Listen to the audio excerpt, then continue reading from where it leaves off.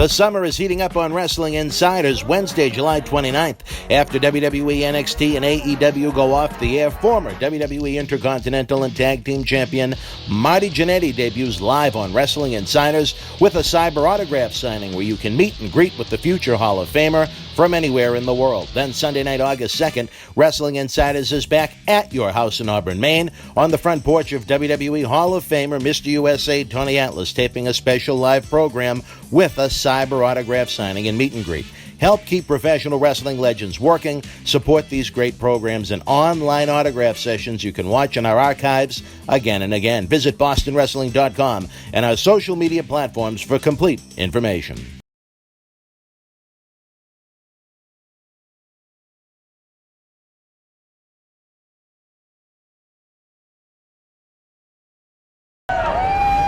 This is Mick Foley. This is Harley Race. This is Shelton Benjamin. This is Mr. Wonderful Paul Orndorff. This is the Monster Abyss. And this is Daniel Bryan. This is JBL, and you're watching the MWF. Be there live.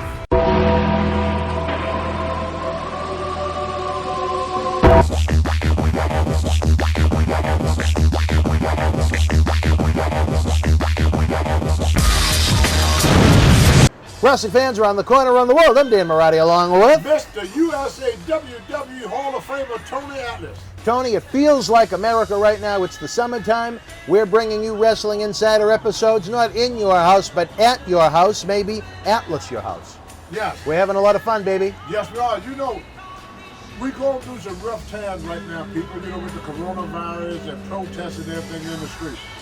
But I want to tell everybody out here just one thing. I hope Dan. Oh, I can't wait for this. I have to say this, Dan. Let's hear it, Tony. What do we got, baby?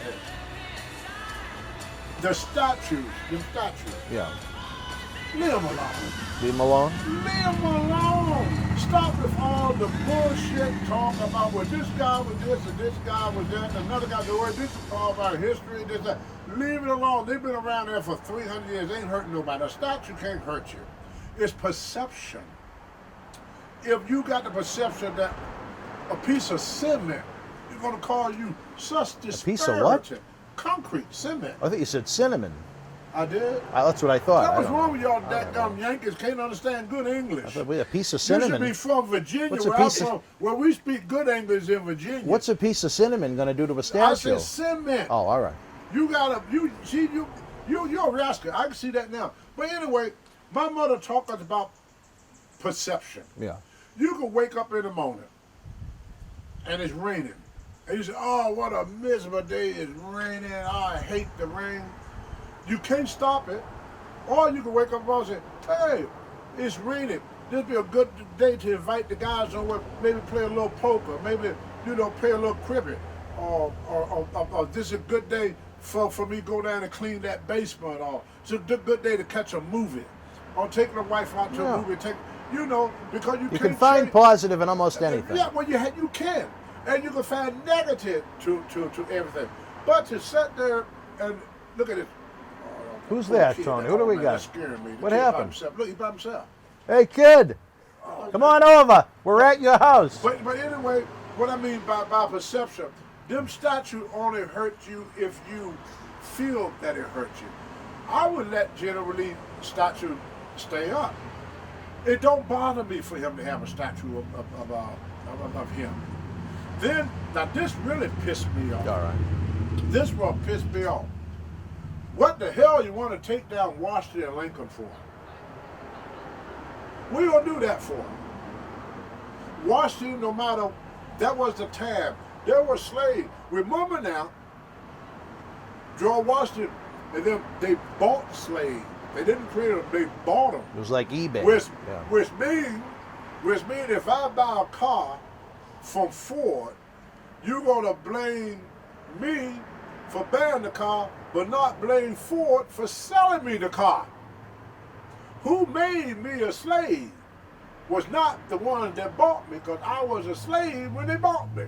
Which means they didn't make me one. What America did do, though, they shared their blood. More American blood was shared for me to sit here on Boston Wrestling and talk to Dan Morella, did in World War I, World War II, Vietnam and Iraq and Afghanistan put together.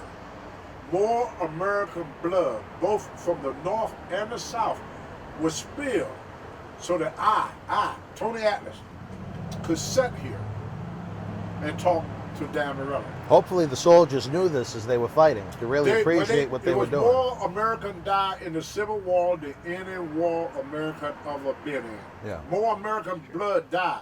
And the blood that was shared was not all black. There was a lot of white blood spread all over this country for the freedom of black people. And for any idiot that want to tear down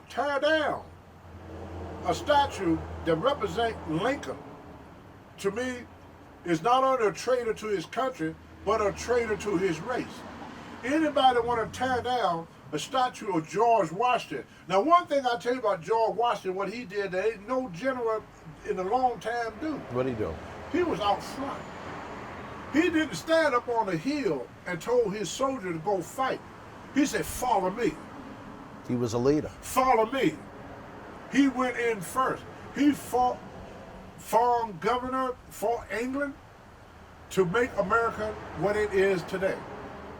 There would be no America if it wasn't for George Washington, white or black, no matter what position you was in at the time.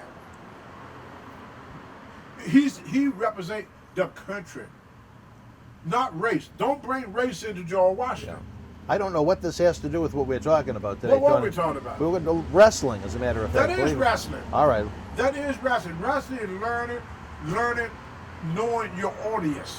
Talking about statues and cinema. Well, statue, that's a power. People that like General Lee, people that like George Washington, people that like Abraham Lincoln, they buy my tickets. Yeah. They part of my audience. All right. So I have to fight for them too. Well, See? what do you have? We're all in this together. Do you have a couple of final thoughts about statues, and then we'll get into the wrestling portion of the show? Leave the statues alone. Even Samuel Eliot Morrison in Boston. And for those that violated and mess up their statue, I would give them, go and get a freaking mop, get a broom, and go clean up your mess. My mother said, if you don't destroy something that don't belong to you, nobody got no right to go mess with them statues. It don't belong to me. Unless somebody come vandalizing my house just because a black guy live in it, he'll decide, well, I don't want this black guy live in my neighborhood, so I'm going to destroy his house. Bull crap, I'm going to get my gun and blow a hole in your ass. You ain't going to come destroy nothing that belong to me. And the people that destroy them statues, they don't want nobody to come to their house tearing up nothing. What give you the right to go tear up other people's property? I don't care if you like it or not. You ain't got to look at it. Yeah. All right, well, fans, Tony had to get that off his chest. He's been worried about these statues. Leave them alone. In the world of professional wrestling, Tony, one of the great worries is the coronavirus. It is starting to spread like wildfire through WWE. And that's our fault. Well, let's get into it a little bit. We have some in-ring performers that have been speaking about how they've come down with the virus. Jamie Noble, Kayla Braxton, one of the interviewers in WWE, Renee Young. There are also some in-ring talents that have been unnamed that have come down with it. What do you think at this point WWE and AEW should do as far as producing the television shows when the coronavirus is starting to spread? Is this proving now where this isn't a life and death situation for those that have got the coronavirus? Brother, there's nothing no one entity could do. Until we, as a nation, fight this virus together, nobody is safe. Is there a safe way to produce wrestling right now? No. What should WWE do? There's nothing they can do. Should they cease production? There's nothing they can do. Even if cease production, they're going to get it. So you think... We live in a country. Yeah. We live in a country that don't want to follow the rules. We live in a country that don't want to do that is need to be done to get well. And as long as you live in a country, remember WWE it's a little dot compared to all the people in this country. Sure. So they probably didn't catch it there. They probably caught it at the supermarket. In other places? They live in the world. Well, who said they caught it there? They may be an employee there, but they didn't necessarily may not have caught it there. What it is, see, this is what it is. I hear people talk. I ain't wearing no mask. Ain't nobody gonna make me wear one. Well, okay. Then you want the virus. Plain and simple. As long as we refuse to do what needs to be done to get rid of it, it's going to be around. It ain't going nowhere. Do you think Major League Sports can come back safely? Nope. Because people is not going to follow the rules. They're not going to do it. Nobody going to listen to that doctor. We all Dr. Fauci? Ain't nobody going to listen to him. And Dr. Deborah Burks? They ain't going to listen to her. They're not. We know more than the doctors. We have become so arrogant. I can take you anywhere. Look at, I'm watching people now. Ain't nobody got no mask on. I don't see anyone. You go to these stores. Well, we were at the Walmart here in Auburn earlier this afternoon. I didn't see many masks. No. We saw some beautiful women, but we didn't see many masks. Everybody affecting each other. They don't care. We could have caught it. Nobody care about anything in this country until it happened to them. Sandy Hook proved that. All right. Anytime you can blow the brains out of a 6-year-old kid, and all you worrying about is the government say you gotta have a background check for you buy the gun. And all of a sudden the kids getting lost underneath the rug. Oh, they're gonna take the guns away. No, they want to take guns away from mentally ill people. Because right now, you can be mentally ill and buy a gun. There's no law against it. You can be fucked. Let's be honest. You can be fucked in the head and get a gun. Exactly. Exactly. There's no law against it, unless you got a criminal record. And in most places, you don't even have to have a background check. You can buy a gun off the internet. You can buy a gun out of the newspaper with no background check. We need a universal background check in this country. That's the only way you're going to keep the guns out of criminals' hands. I got a friend, man, and when Obama wanted to do this universal background check, now I got guns. I'm a Second Amendment guy. Now before we go any further, as a Second Amendment guy, someone that owns guns, what do you think is the best approach going forward for the country as a whole? Background check. For everybody? Yes. Not being able to purchase we do it for a car. But not being able to purchase a gun on the spot for everybody. Everybody. All right, fair enough. It should be. You don't know who you. What if? Okay, we ain't gonna do nothing about this until about 100 Talibans gonna come over here and buy an automatic rifle and kill a bunch of us. Now then we want to do something. Oh, I don't see the Taliban going to gun stores. With somebody else. Purchase. Somebody else gonna have to come in and wake us up. See, I used to work with mentally challenged adults. And I shouldn't have done this, and the more I think about it, the more I knew I shouldn't have, but I just wanted to know.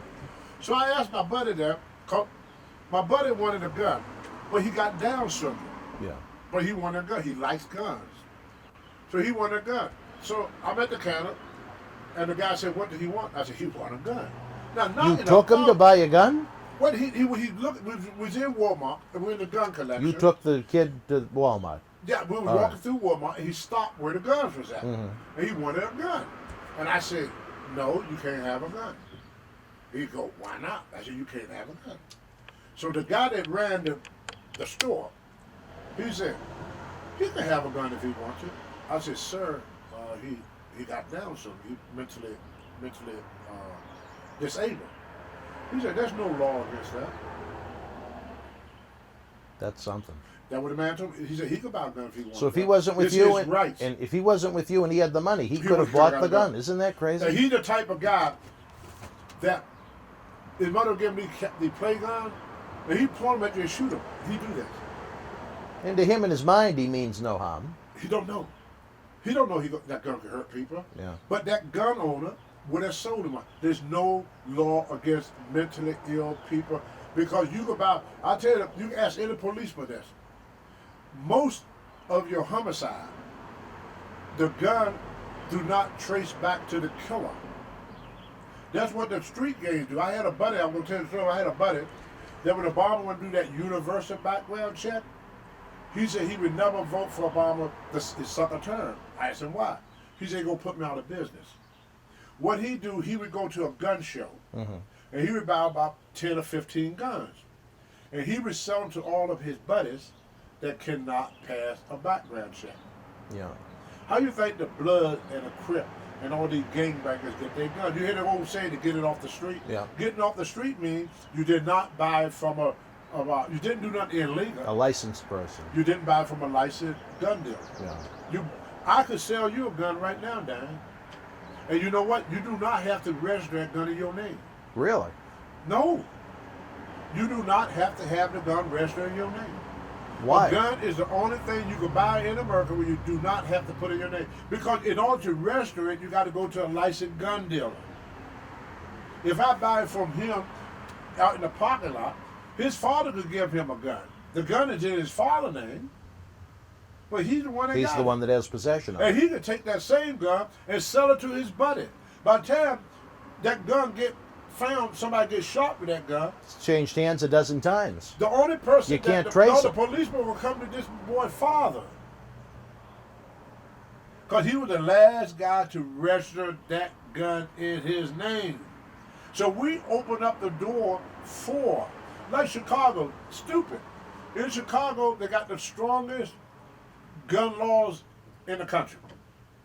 But the state is not. The law is just for the Chicago area. Mm-hmm.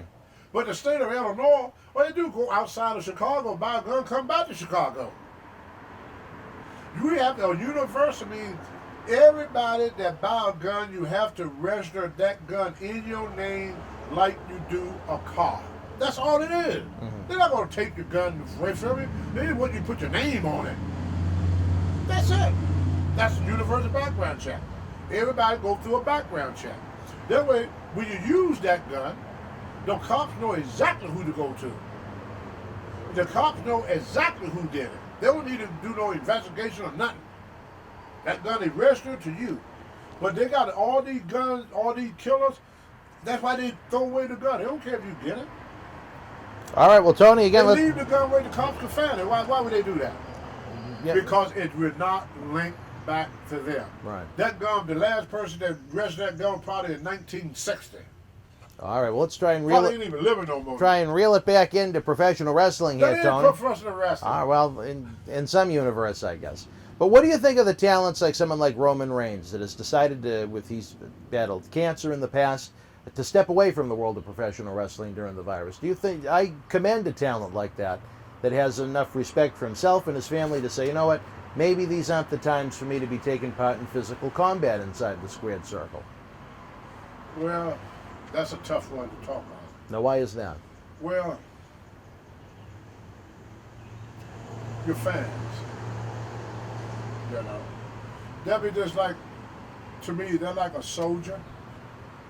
They say, I don't want to join the army while the war is going on. I'm going to wait till the war ends, and then I'm going to join the military. You think that's what Roman is doing right well, now? I'm not saying that's what he do, but I'm just saying that's how I see it. Maybe. I can't Well, judge he's why- not the only he wrestler, probably to got- be he fair. probably got his other reasons. Well, he just had twin babies, and he, yeah, you know, people got their reason, but he's blessed that he could walk away from things and not be involved. When you take like a policeman, we always badmouth him. yeah.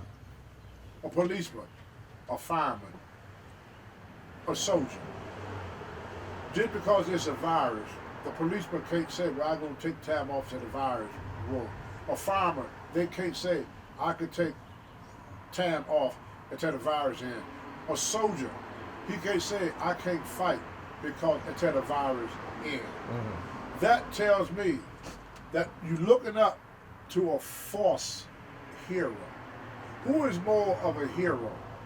A guy that run from trouble and don't make any sacrifice for his fans, or a guy, now I know you're getting confused, or a guy that run into a burning building during a virus to save somebody's pet, or all policemen that come out with thousands and thousands and thousands of protesters with no mask, taking a chance on catching the virus, in order to protect his city.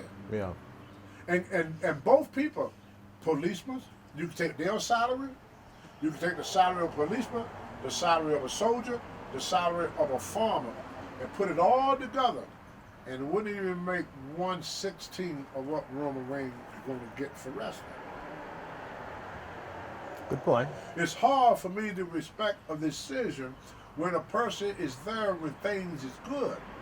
And as soon as the shit hit the fan, he get going. People got a false sense of who are heroes in this country.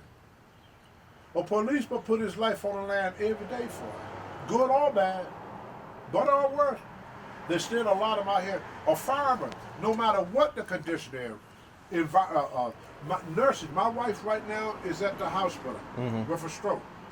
Them nurses, them doctors, them CNN,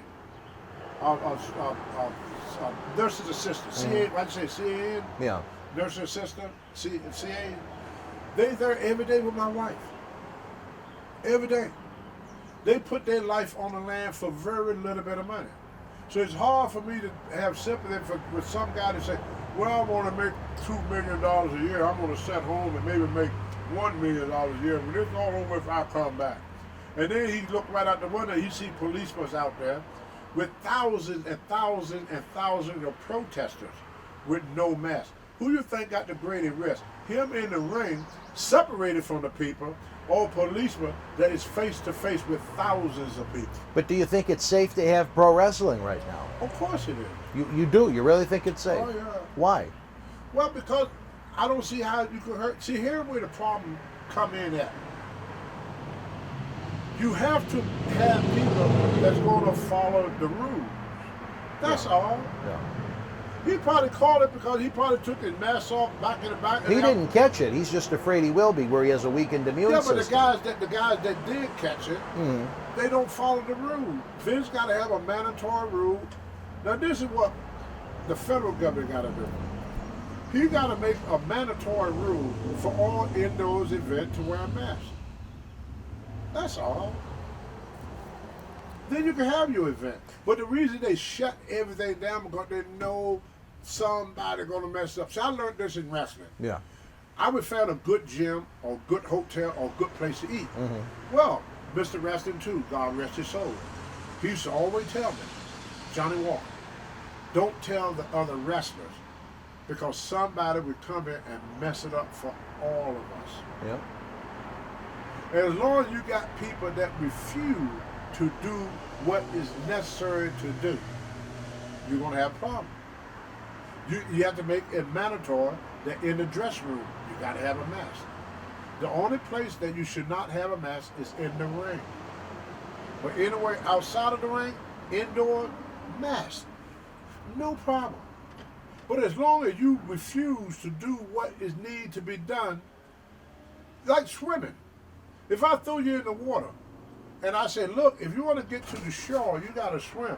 And you say, I ain't going to swim.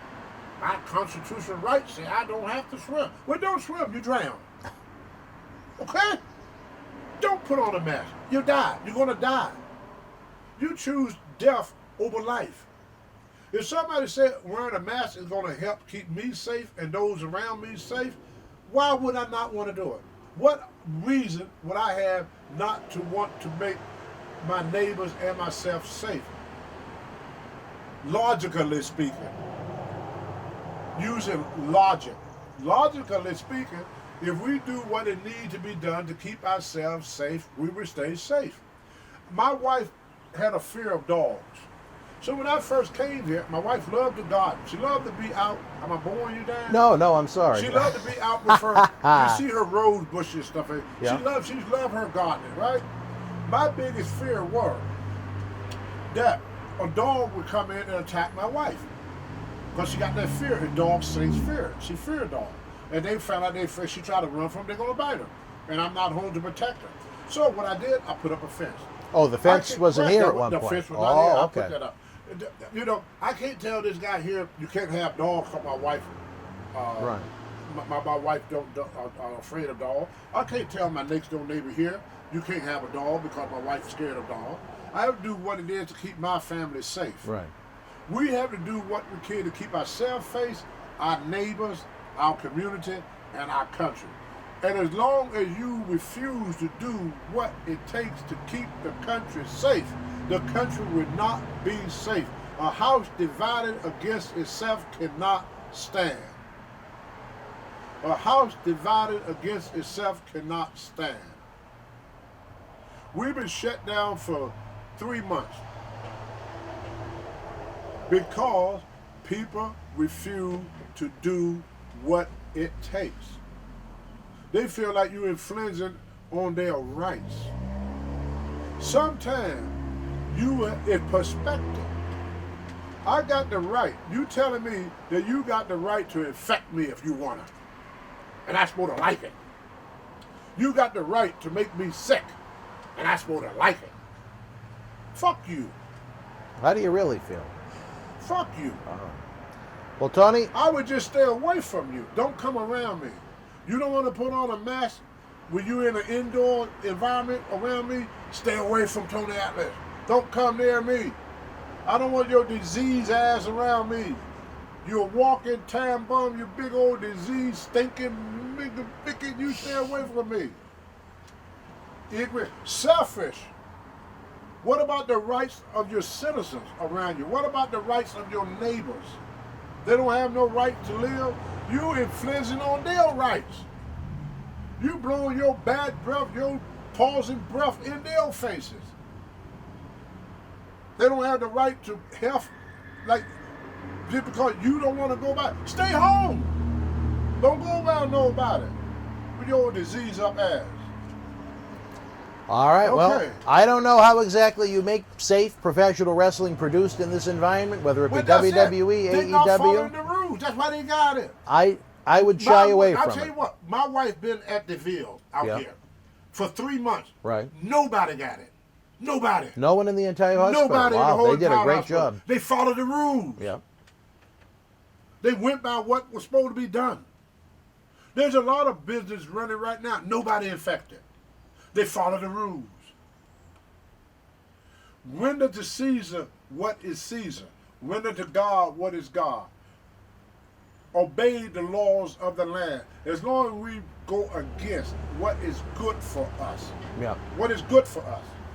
Like when we started when we was a kid, our mother said, eat your veggies, they good for you. I don't want them. I want macaroni and cheese.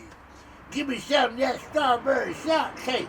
Well, what about your broccoli green beans that make you big and strong? I don't want to be big and strong. I want to be fat and ugly and mean and have sugar tender. That's us.